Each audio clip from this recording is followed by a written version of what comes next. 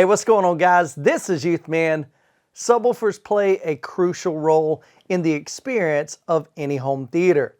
Today I've got a pair of Arendal 1723 2V subwoofers in for review. Now before we jump into the video, if you're new to the channel, thanks so much for stopping by. My name is Michael. I produce weekly content on home theater products, reviews, as well as home theater tours and tips and tricks to help you maximize your home theater. So make sure you're subscribed to the channel and click the bell so that you'll be notified of future videos.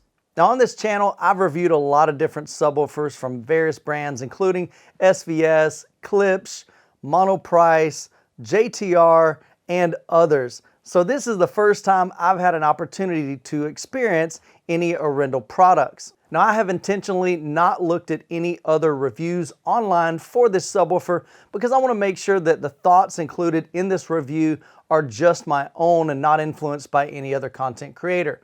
But I do know two of my friends, the Villaman as well as Spare Change, have reviewed several Arendal products. So if you're interested in these types of subwoofers and speakers, make sure you check out their channels as well. All right, so let's go ahead and get into the review. The first thing let's look at are the specs. The 1723 2V features dual opposing 13.8-inch woofers in a high-density fiberboard cabinet. It's also powered by an Avalanche 1200 watt IQ amplifier and is rated down to 15 Hertz. The enclosure is vented, but it can be sealed off with the included foam insert if you want to be able to easily switch from ported and sealed. The unit measures 28 inches high by 19.6 inches wide by 23.9 inches deep and weighs 132 pounds. The 1723 2V retails for $24.99 and is available in 4 beautiful finishes. You can get it in the black gloss, white gloss, black satin, or white satin finishes. The 1723 2V has a 10-year warranty, 5 years on the electronics, and they even have a 60-day buy and try return policy. Unboxing the 1723, you will find a pair of white gloves, an unpacking guide, the owner's manual, 2 circular magnetic speaker grills, and a power cable. Now each one of the subwoofers weighs 130 pounds, but they can easily be unboxed by yourself by simply flipping the box upside down, removing the cardboard box, removing the cardboard inserts, and protective foam.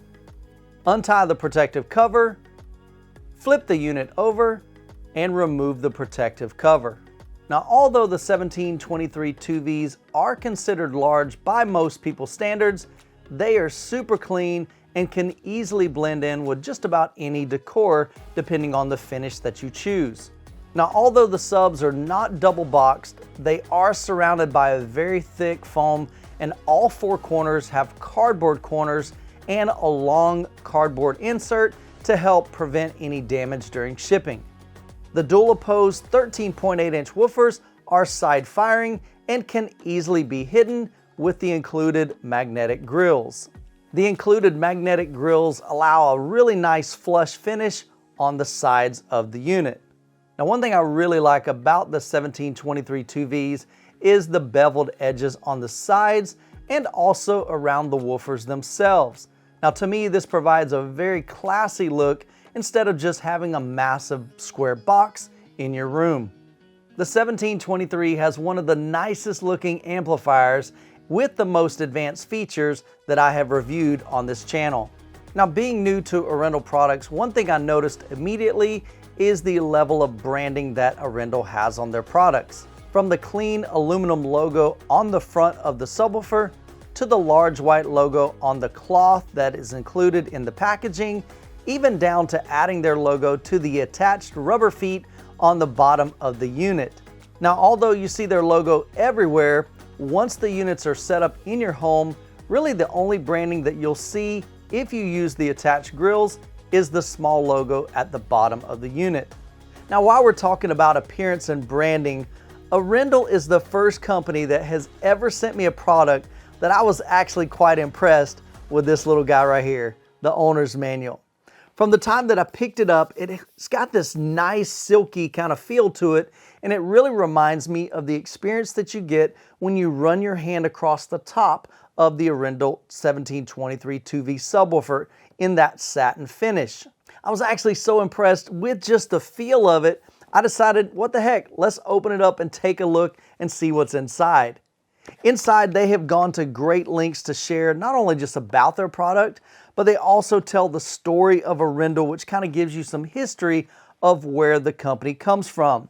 We also find included the specs and details for 3 other 1723 models, which include the 1S, which is the single sealed version, the 1V, which is the single ported version, and then we also have the 2S, which would be dual sealed, and the 2V, which is the dual vented enclosure that we have in for review.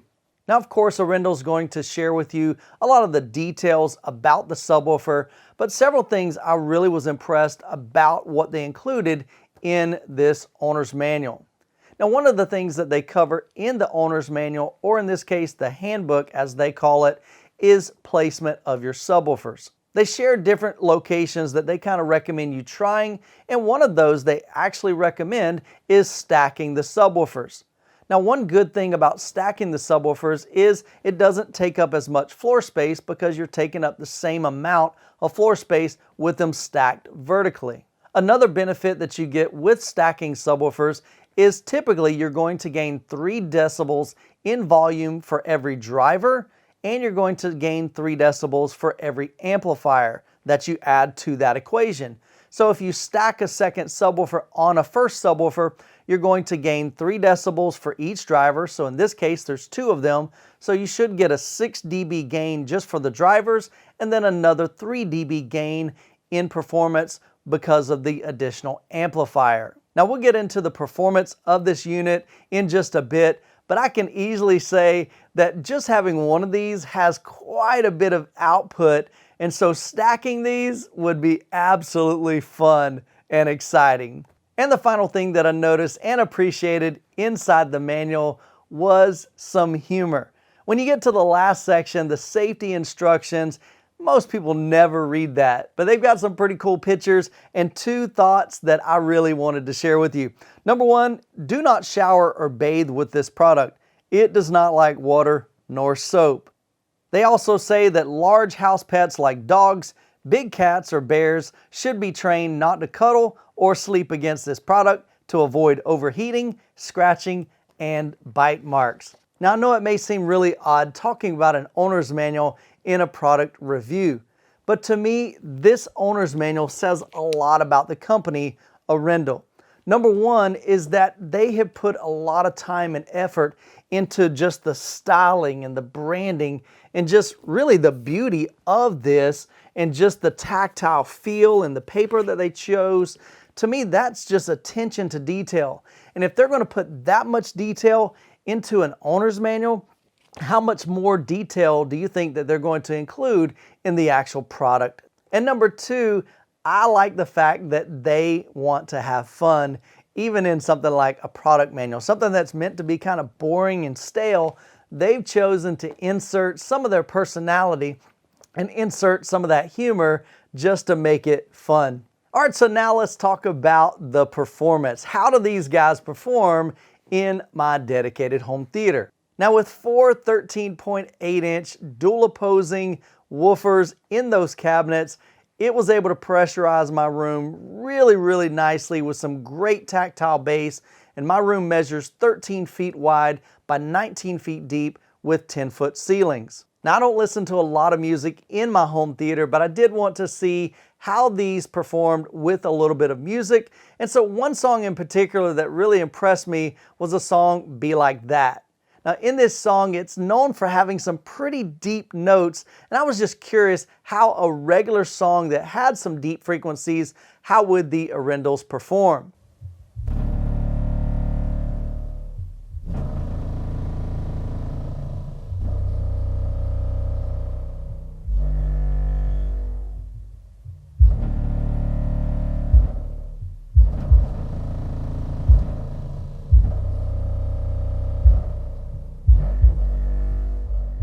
Now I was very impressed that the Arendals handled each one of those notes down to the lowest frequency with ease. It was very articulate and it had some great authority. Now, of course, I had to use some of my great go-to demos, such as John Wick 3, the shotgun scene. These handled that beautifully.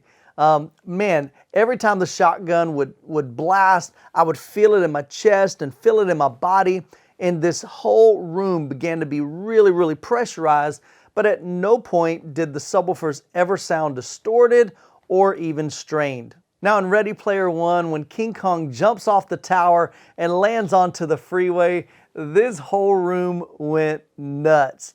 The 1723s have a ton of output. And as I mentioned before, probably one of the biggest things I noticed when reviewing these subwoofers is just how clean bass they produce.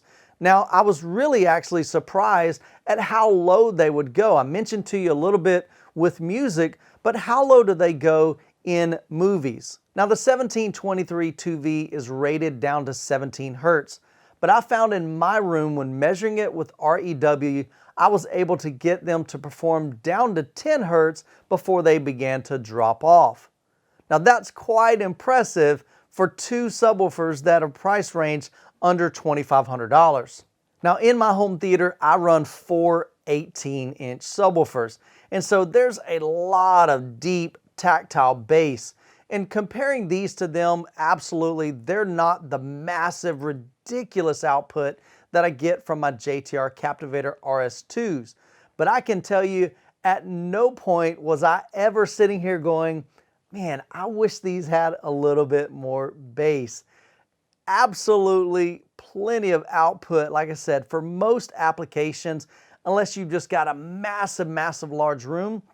And even then, I think these would handle that even quite well. Another thing that really impressed me with the 1723 2V is the avalanche amplifier that's included with this subwoofer. On the back of the subwoofer, we have a high-resolution 2.6-inch LCD color display. Right below that, we have an adjustment knob that allows us to navigate through the menu, as well as a menu and a back button. Below that, we have a connection for a 12-volt trigger, as well as a service input. And then down at the bottom, we have inputs and outputs for both RCA as well as XLR. Now, the Avalanche 1200 IQ amplifier is quite impressive, and the menu structure and the amount of customization and settings options that you have inside the menu is really, really impressive. If we jump into the menu, we can find adjustments for the levels, the crossover, there's a 7-band parametric EQ, we've got input settings and turn-on settings, and one really cool feature is that you can even use the subwoofer in 2 separate systems with automatic triggering between them. Now, the crossover menu section has a lot of different options. You can adjust the EQ mode, there's a low-pass filter bypass, you can adjust the low-pass filter as well as the slope, apply a subsonic filter and include whatever slope you want on that, as well as adjust the phase and even invert the signal. Now, if you have some software like REW with a calibrated microphone, you can take measures of how the subwoofers perform in your room and include it in the subwoofer amp section. You can actually add a 7-band parametric EQ to tweak that frequency response. Now, this is the first subwoofer that I have ever reviewed that had an option in the menu to invert the display. Now, you may be wondering, why in the world would I need to invert the display? Well, think about it. A lot of times we're leaning over the top of our subwoofer, looking down at maybe the gain or the crossover setting, and we're trying to make those adjustments and read those numbers upside down. By going into the menu and changing the display to 180 degrees, it inverts that display so that you can easily lean over the back of the subwoofer and see those menu options. Once again, Arendal is showing they are really paying attention to the details of this subwoofer. So overall, who is this subwoofer for? I think this is a subwoofer for any home theater enthusiast that is really passionate about great sound, but also wants some really, really tactile and fun sounding bass. These subwoofers provide plenty of output, like I said, even for my room, which is 13 by 19 by 10. It pressurized this room quite well all the way down to about 10 hertz, which is extremely impressive in a subwoofer that costs $2,500 or less. Now, although $2,500 isn't inexpensive, I believe that these subwoofers provide a ton of value for that price. Not only are they gorgeous to look at, but they also include just a really robust amplifier section, not just in power and output and clarity, but just the functionality built within the amplifier that allows you to really customize it and really dial in those settings. Now, one thing they mentioned about the amplifier on the website as well as in the manual is it does have the ability to connect to an app. So that tells me that there's probably some future plans with Arendal to be able to control and adjust the settings with an Arendal app sometime, hopefully in the near future. Now, as I wrap up this review, I believe that the Arendal 1723 2V can easily compete with some of the mass market competitors that are out there, especially in the US. Now, if you enjoyed this video and are interested in more Arendal products, be sure to check out these two videos by my friends Spare Change as well as the Villa Man. And as always, you guys be blessed, and we'll catch you in the next video.